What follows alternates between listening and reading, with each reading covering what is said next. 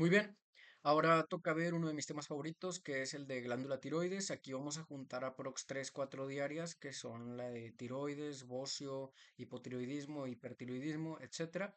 Entonces a lo mejor se hace un poquito larga esta clase y por lo mismo voy a tratar de irme rápido y ser un poquito más puntual. Vamos a ver un poquito de anatomía y histología. Está en la parte anterior y media del cuello. Está delante de la laringe y de la tráquea, a nivel de C5 y T1, abrazando el segundo y tercer anillo traqueal.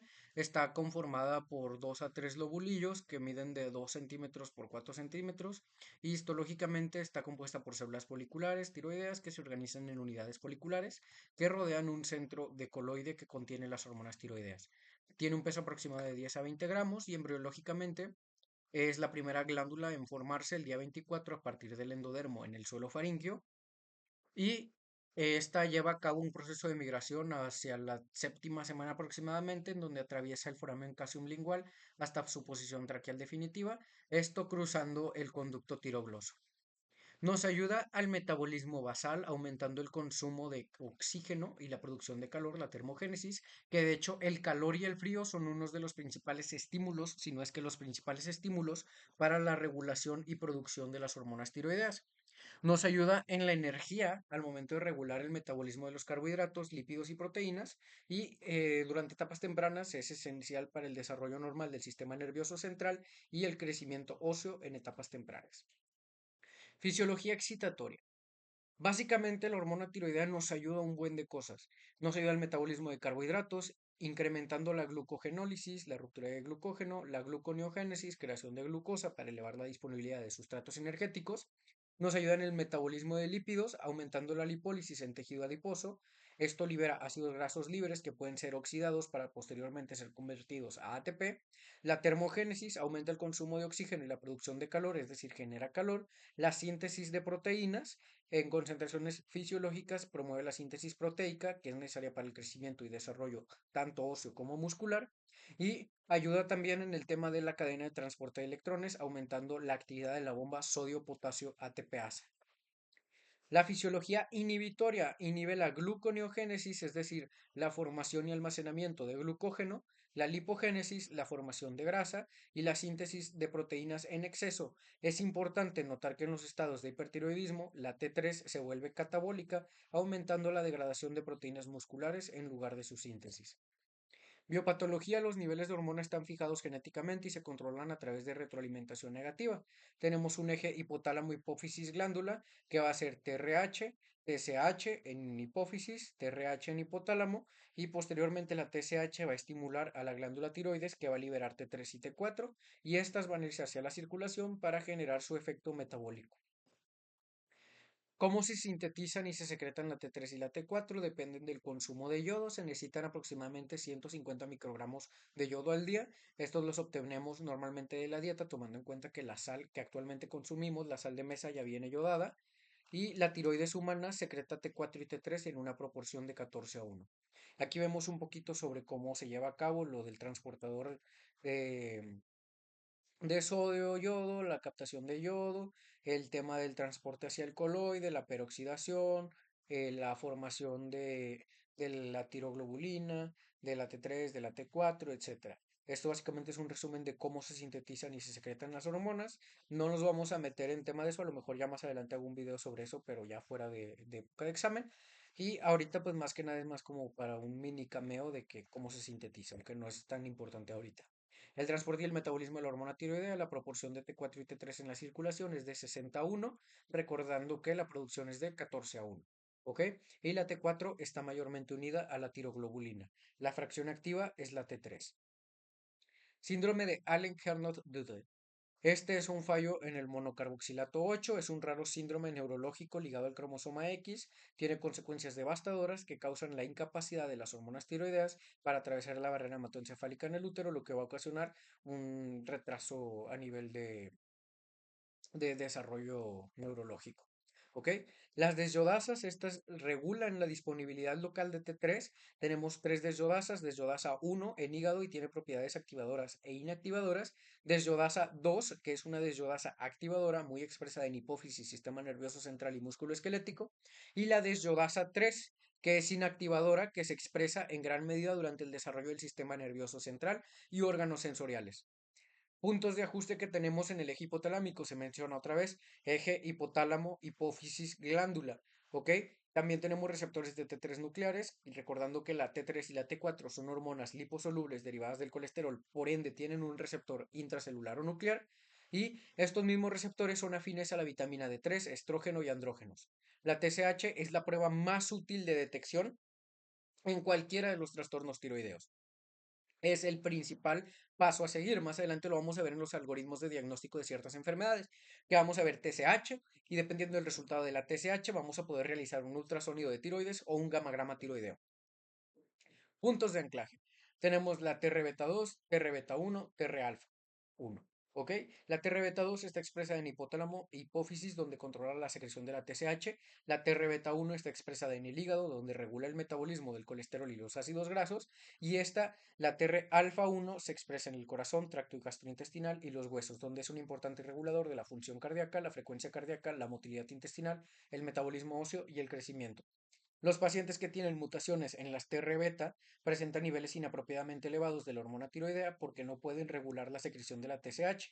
Por el contrario, los que tienen una alteración en la TRF alfa presentan un eje hipotalámico normal, pero tienen problemas con la longitud de los huesos y la motilidad gastrointestinal, además de que suelen presentar bradicardia. Em, Acerca del diagnóstico y exploración física.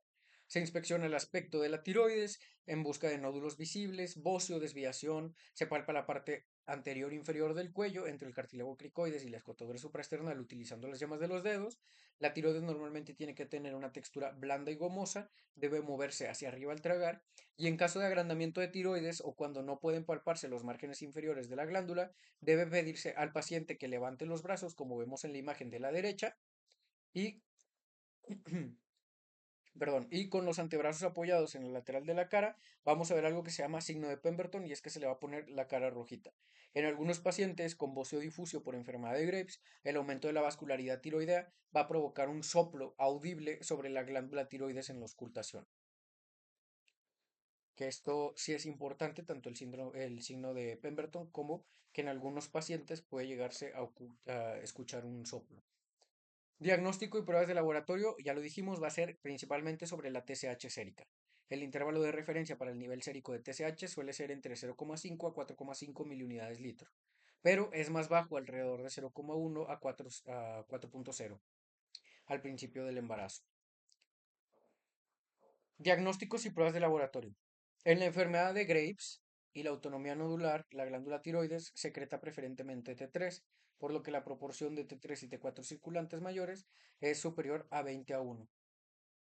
em, a diferencia que en la tiroiditis, en la que hay una menor proporción de T3 y T4. Diagnóstico y pruebas de laboratorio.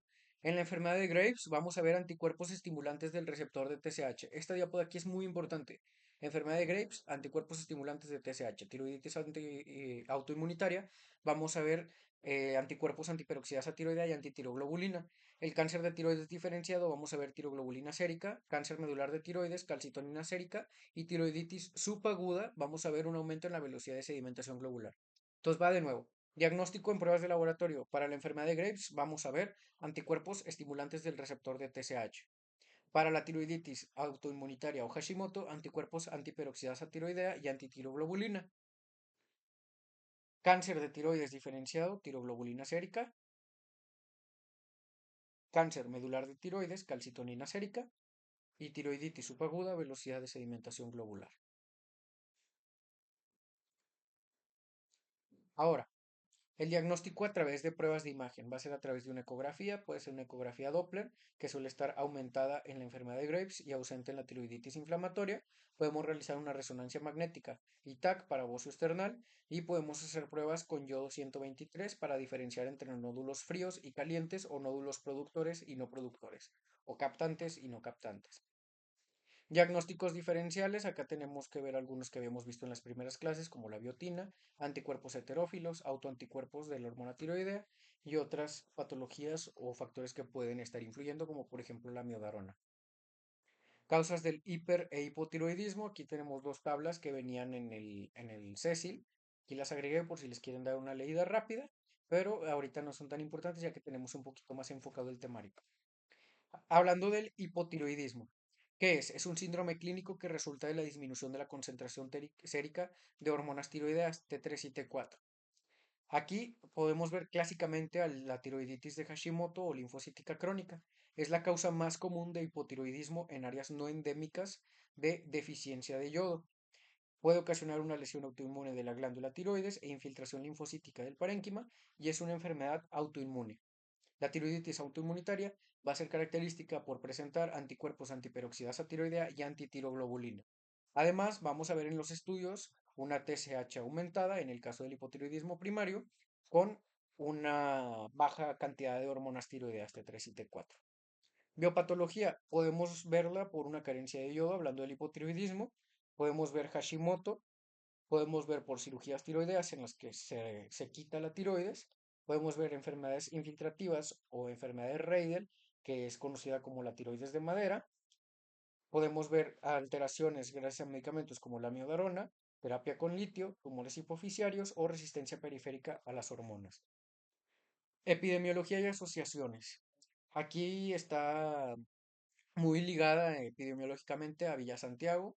En Estados Unidos y Europa se presenta en un 5%. Hay mayor riesgo en mujeres, mayor riesgo por edad de 50 años en adelante, mujeres posmenopáusicas, personas que están tomando terapia con litio o yodo y mayor riesgo en personas con antecedentes de autoinmunidad o con riesgo de autoinmunidad. Además de que se da más comúnmente en personas de tez blanca. Podemos ver manifestaciones clínicas, como las podemos ver aquí en la Mona Lisa, que van a ser fatiga, letargo, ganancia de peso, cambios cognitivos, pérdida de memoria, depresión, coma, intolerancia a la actividad física, mialgia, artralgia, parestesias, disminución del apetito, estreñimiento, ronquera, piel seca, caída de cabello, amenorrea, galactorrea, adelgazamiento de cejas, aumento o hinchazón de ciertas zonas del cuerpo y pues así.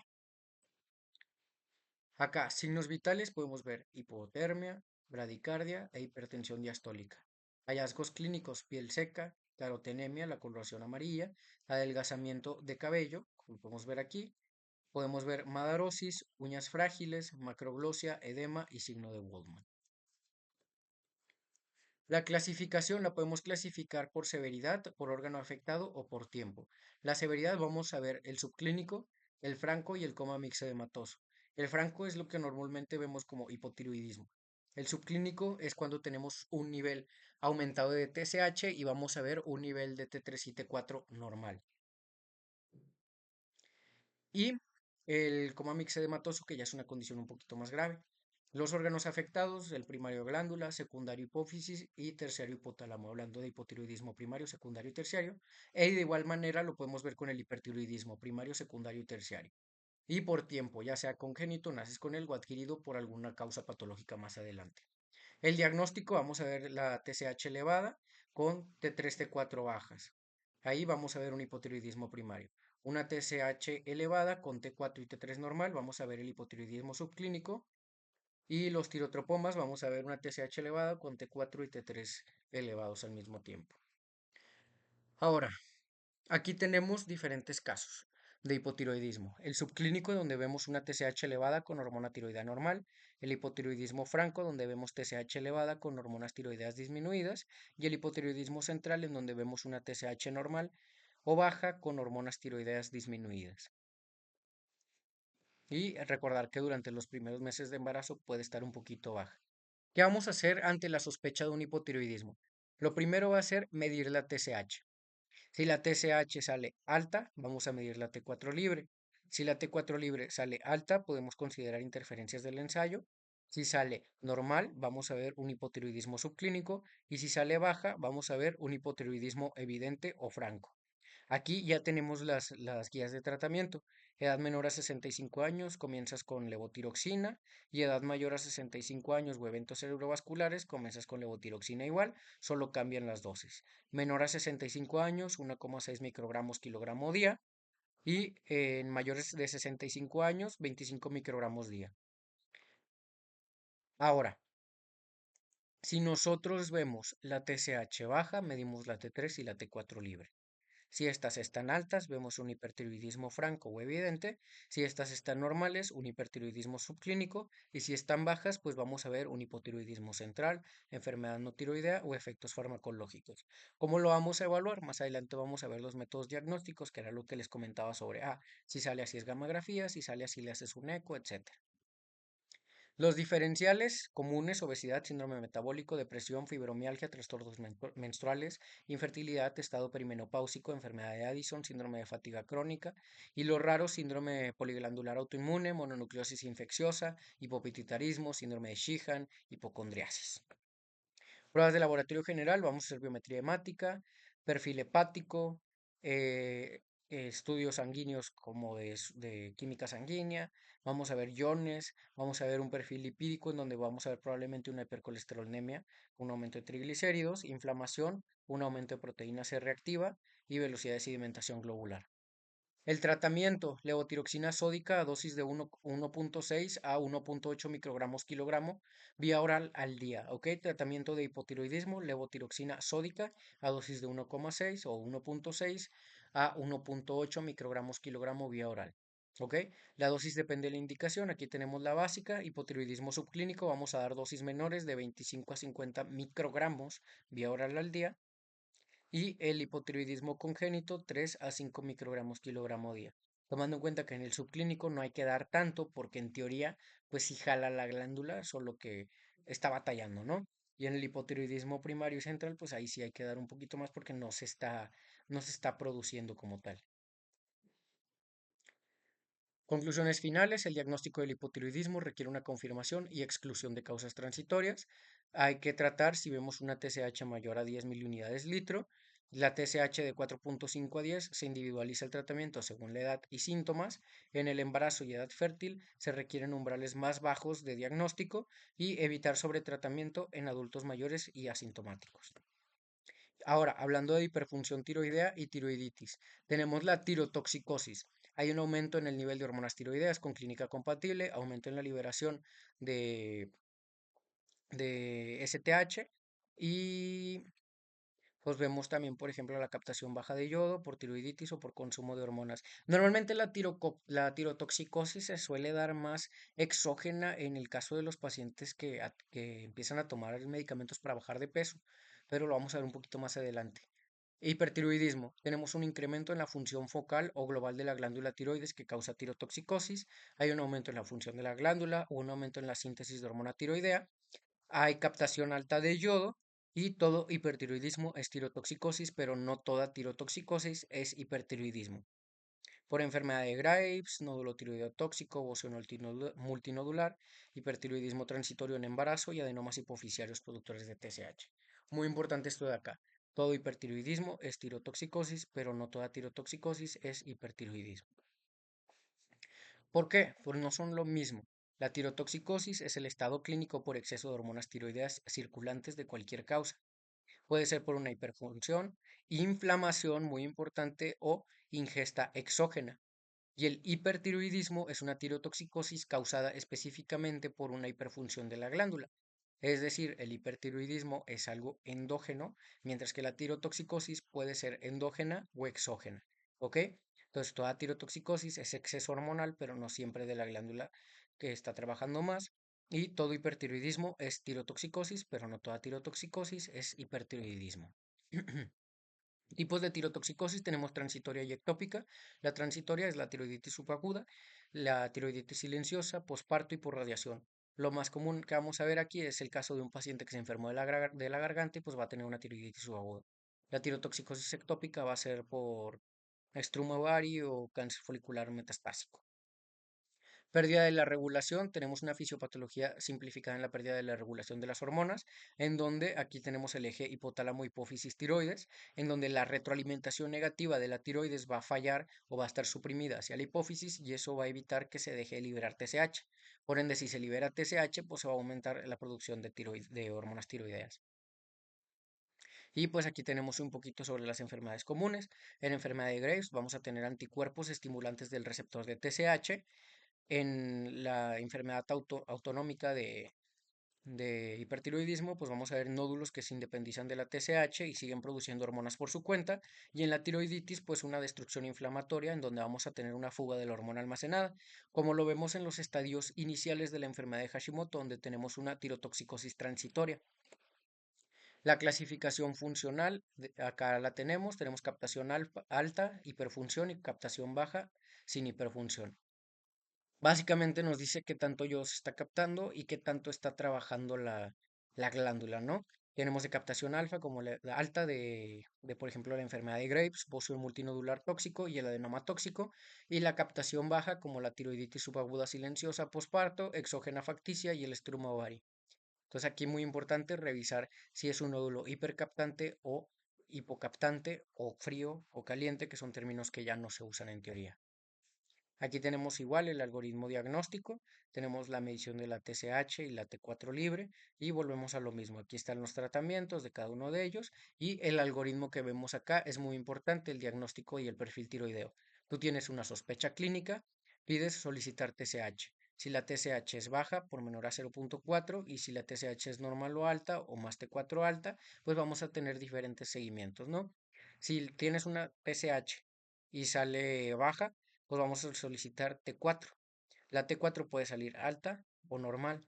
Si sale alta, pues vamos a tener un hipertiroidismo primario o tirotoxicosis y si sale normal, pedimos T3 total para ver si hay una toxicosis de T3 o una enfermedad subclínica. Y si sale normal o alta, en este caso, pues vamos a ver un problema central o adenoma o resistencia. Gamagrama o gamografía tiroidea.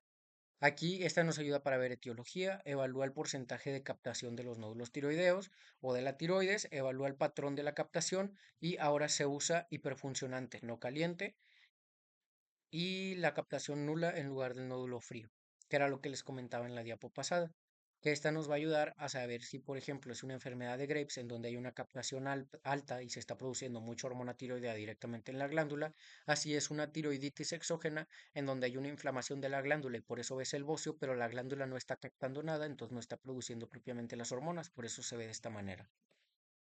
La enfermedad de Graves es la causa más común del 60 al 80%, predomina en mujer joven, es autoinmune, tiene anticuerpos estimulantes de TSH y tiene una triada clásica que es bocio, tirotoxicosis y oftalmopatía. Está asociada a diabetes mellitus 1 y vitiligo. Tenemos signos específicos de la enfermedad de Graves, que es la triada clásica, dermopatía, acropaquia, oftalmopatía y lo que vemos acá, bocio, tirotoxicosis y oftalmopatía.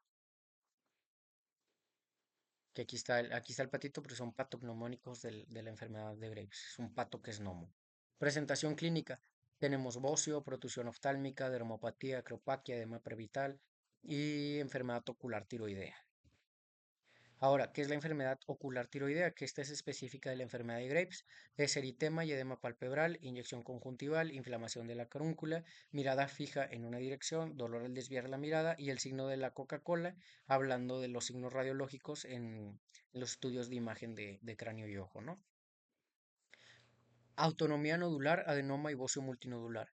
Estos aparecen en adultos mayores y en zonas de deficiencia de yodo. Son nódulos que ganan una autonomía funcional independiente de la TSH para empezar a secretar sus propias hormonas y son de inicio insidioso, predominio cardiovascular y ausencia de oftalmopatía y mixedema, recordando que la oftalmopatía es un signo muy característico del hipertiroidismo. Tiroiditis falsa alarma funcional no necesita tratamiento, solo es sintomático. Y el tratamiento clásico de la tiroiditis y del hipertiroidismo. Vamos a ver propanolol en pacientes sanos, atenolol en pacientes asmáticos y metimazol, que no bloquea la conversión periférica de tiroxina T4 a tiroyodotironina T3. Acá vemos los principales tratamientos. Si es una tiroiditis, vamos a dar beta bloqueadores como el propanolol y atenolol. Y si es un hipertiroidismo, pues vamos a ver antitiroideos como el metimazol o el propiltiuracilo y vamos a ver también la resolución definitiva a través de yodo radioactivo como el yodo 131 o cirugías como la tiroidectomía. Entonces, vamos a ver en la tiroiditis beta bloqueadores y en el hipertiroidismo principalmente metimazol y propiltiuracilo. Aquí está, hipertiroidismo, medicamentos antitiroideos, beta bloqueadores, terapia definitiva, yodo radioactivo, tiroidectomía subtotal y casos especiales, yodo orgánico y corticosteroides. El tiamazol, este de acá, bloquea la organificación del yodo en la glándula tiroides, inhibe la síntesis de hormonas tiroideas y no inactiva T4 y T3 ya circulantes. Se absorbe un 100%, se distribuye dentro de la glándula tiroides, tiene una vida media de 4 a 6 horas y se elimina a través de vías urinarias después de ser metabolizado en hígado. La dosis depende de la T4 libre, puede ser de 1 a 1.5, de 5 a 10 miligramos diarios y pues tiene un efecto terapéutico de 12 a 18 horas. Efectos adversos, podemos ver cardiovasculares, edema, pericarditis, gastrointestinal, muy importante la falla hepática y el hematológico a granulomatosis. Todos los demás nos los podemos saltar tantito. Entonces recordar, efectos adversos del tiamazol, falla hepática y agranulomatosis. En el embarazo, hay que recordar que en el embarazo hay que darle esta hormona tiroidea al producto. Entonces necesitamos aumentar un poquito más la dosis al momento de tener tema este del hipotiroidismo durante el embarazo. Recordando que la tiroides puede cruzar la placenta y acá puedes ocasionar una teratogénesis con uso de medicamentos en el primer trimestre. Sin embargo, el hipertiroidismo no controlado puede resultar en desenlaces maternos y neonatales adversos, como el retraso mental en el caso del bebé. El propiltiuracilo tiene P de primer trimestre del embarazo y el metimazol se da durante el segundo trimestre. Entonces, el tratamiento para hipertiroidismo durante el embarazo en el primer trimestre, pues va a ser propiltiuracilo y ya después se continúa con metimazol. Propiltiuracilo en México la primera línea es metimazol y pues no está disponible en México, tiene mayor seguridad durante el primer trimestre del embarazo, es preferido de manejo de tormenta tiroidea por inhibir la conversión de T4 a T3 y hay una mayor incidencia en la falla hepática fulminante. Antes de tratar, se recomienda la toma de una biometría hemática para ver valores de basales. Si el paciente no tiene taquicardia ni hipocalemia, pudiera ser no necesario un tratamiento con propanolol y tomar T4 libre como parámetro para prescribir la dosis del antitiroideo. Preguntas de examen, fármacos antitiroideos, tionamidas, mecanismo inhiben la peroxidasa tiroidea, tardan de 4 a 6 semanas en actuar. Metimazol, elección principal, dosis única diaria, propiltiuracilo en el primer trimestre del embarazo y ayuda en el tratamiento de tormenta tiroidea. Ahora, estos pueden llegar a dar granulomatosis, fiebre y odinofagia severa. En estos casos hay que suspender el tratamiento, pero son raros. La tormenta tiroidea, una urgencia vital, es una exacerbación aguda y fiebre mayor a 39 grados, delirio, taquicardia severa, fallo cardíaco. Se puede desencadenar por una infección, trauma, cirugía. El manejo se da con beta bloqueadores, propiltiuracilo, yodo y esteroides. Y pues nada, tenemos la escala de Burch y de Warkowski para evaluar el tema este del riesgo dentro de una tormenta tiroidea o tormenta tiroidea inminente o tormenta tiroidea probable, en cuanto a si se puede presentar o no. Luego tenemos los casos clínicos, que son estos de aquí. Vemos una tiroiditis, se le hace un gamagrama tiroideo y el bozo y nódulo tiroides. Los casos clínicos, ya si ustedes se quieren detener a leerlos, pues ya se detienen por temas de tiempo y eso, ¿no? Que ya presentamos mañana y ahorita ya es un poquito noche. Bocio y nódulo tiroideo. ¿Qué es? Es un crecimiento de la glándula tiroides como respuesta adaptativo-patológica. Y para el diagnóstico vamos a ver cositas que ya hemos estado viendo en las diapos anteriores. El primer paso diagnóstico es la TSH sérica. Entonces, si tú tienes un nódulo tiroideo mayor a 1 centímetro, le vamos a hacer una TSH sérica. Si sale baja, vamos a hacer una gamografía. Y si sale normal o alta, pues vamos a hacer un ultrasonido tiroideo. ¿Ok? Ahora, definiciones fundamentales y clasificación. Bocio tenemos A, B, C y D, que son difuso, nodular, no tóxico y tóxico. ¿Cuánto mide la tiroides normalmente? De 4 a 4.8 centímetros, transversal de 1 a 1.8, anteroposterior 0.8 a 1.6, volumen de 7 a 10 mililitros y peso de 10 a 20 gramos. Las causas del bocio pueden ser hipotiroidismo e hipertiroidismo, entonces no es patognomónico de ninguna de las dos. Puede darse por trastornos inflamatorios de la glándula tiroides, como la tiroiditis autoinmunitaria, tiroiditis posparto, silenciosa, por radiación, subaguda, etcétera. O puede existir, por ejemplo, también que tengas la preexistencia de un quiste o de un nódulo tiroideo, o incluso cáncer de tiroides. Aquí en el bocio podemos ver alteraciones en el eje hipotálamo hipófisis tiroides, podemos ver anticuerpos que estimulan o dañan el tejido glandular, o podemos ver un proceso inflamatorio como por ejemplo el de la tiroiditis subaguda. La fisiopatología, este crecimiento es consecuencia directa de la proliferación celular en el aumento del número de tirocitos y de la infiltración a través de la presencia de células inmunes o materiales extraños. La exploración de la glándula, pues hay que observar el cuello en hiperextensión, se palpa con las maniobras de Carbino-Leahy y está también la maniobra de Pemberton, que es más conocida, que es lo de elevar los brazos y se te pone la cara roja. Dimensiones de análisis, tenemos los grados de la OMS, 0 no hay bocio, 1 palpable, 2 visible. Ecografía, hay uso de los criterios del T-RATS para riesgo de cáncer y estandarización, reducir la variabilidad interobservador. Grados de bocio según la OMS, ya lo habíamos visto, 0 no hay bocio palpable ni visible, 1 es palpable pero no visible, 2 es claramente visible con el cuello en posición normal. La epidemiología, esta pues es la prevalencia depende del método de detección y la población evaluada. El riesgo de nódulos tiroideos aumenta con la edad, el género femenino, la deficiencia de yodo y antecedentes de radiación tiroidea. En la población adulta, la exploración física sola puede mostrar una prevalencia del 5 al 7%. La ecografía muestra una prevalencia del 20 al 76% en esta misma población, lo que se correlaciona con los hallazgos en autopsia. Ojo aquí, nada más siempre hay que tomar en cuenta que los estudios de imagen pues son operador dependientes en su mayoría y los nódulos tiroideos son aproximadamente más comunes en mujeres que en hombres. Epidemiología, pues básicamente tenemos los nódulos palpables y que son, entre comillas, detectables de una manera muy baja, ya que no siempre se va a poder palpar de manera adecuada la tiroides y también es operador o médico dependiente hablando de la exploración física.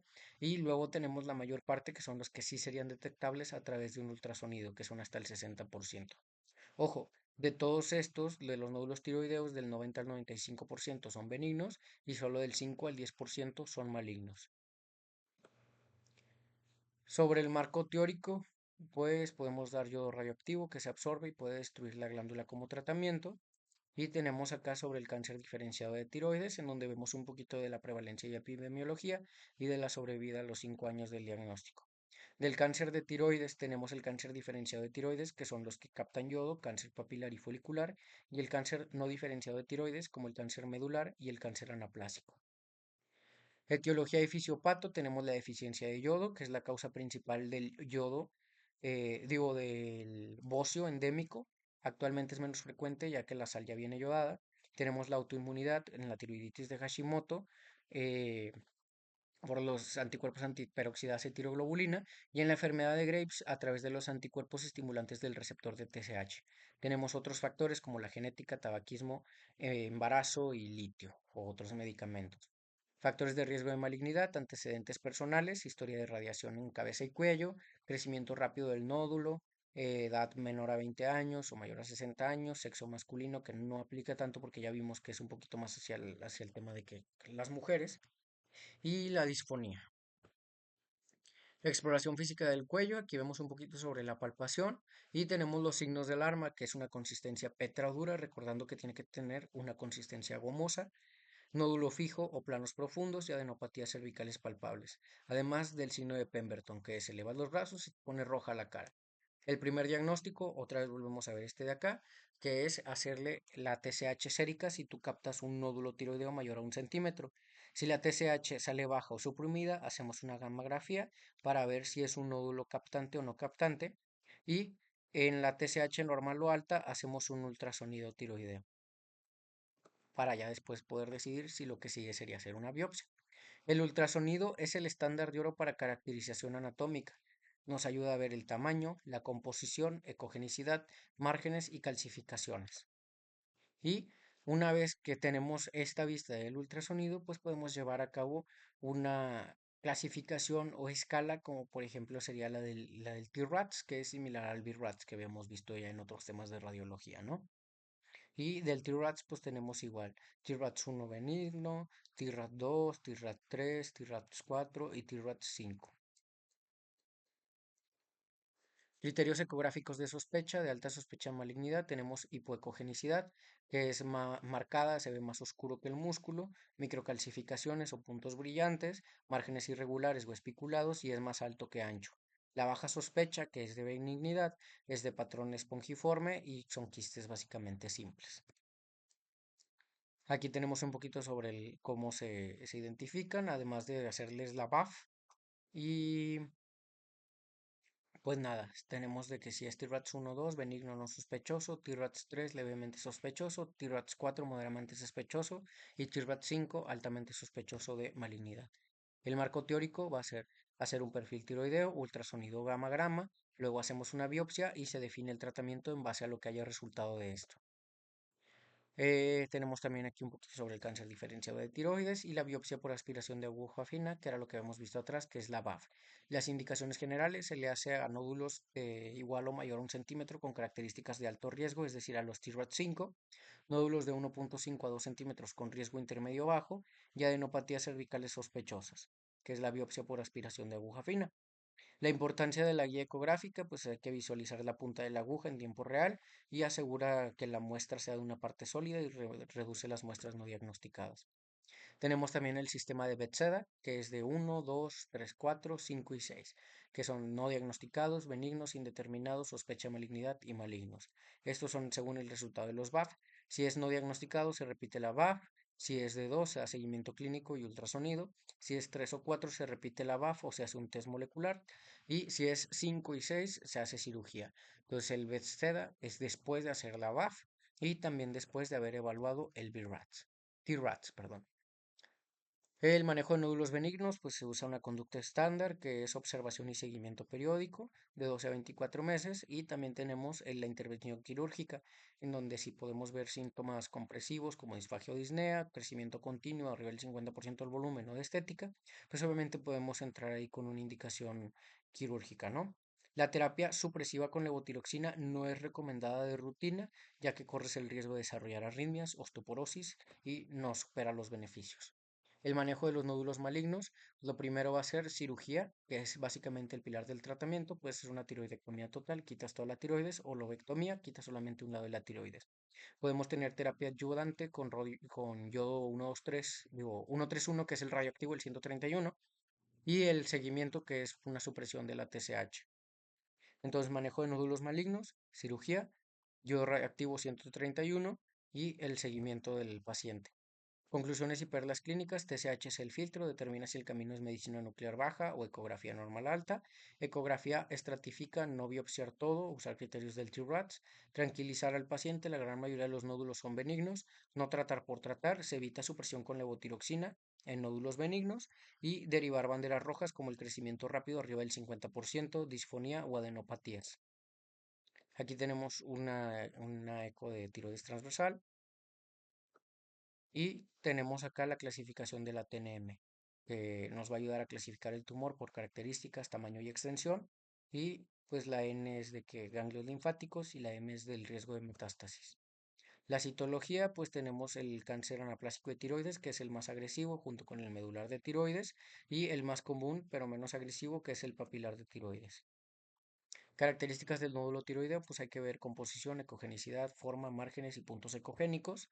El marco teórico, aquí tenemos factores que impactan en el pronóstico, que van a ser la edad del diagnóstico, exposición, tipo de malignidad, variante, tamaño del tumor, extensión, metástasis, mutaciones y si es focal o multifocal. La tiroiditis crónica de Hashimoto, pues aquí lo tenemos en una paciente femenina, son casos clínicos, igual ya si ustedes les quieren pausar, pues más o menos ahí los van leyendo poquito a poquito. Y listo, esto sería todo por el tema de tiroides. Les digo, traté de irme lo más rápido posible, ya que este es un tema de 4 diarias y espero que les haya podido servir.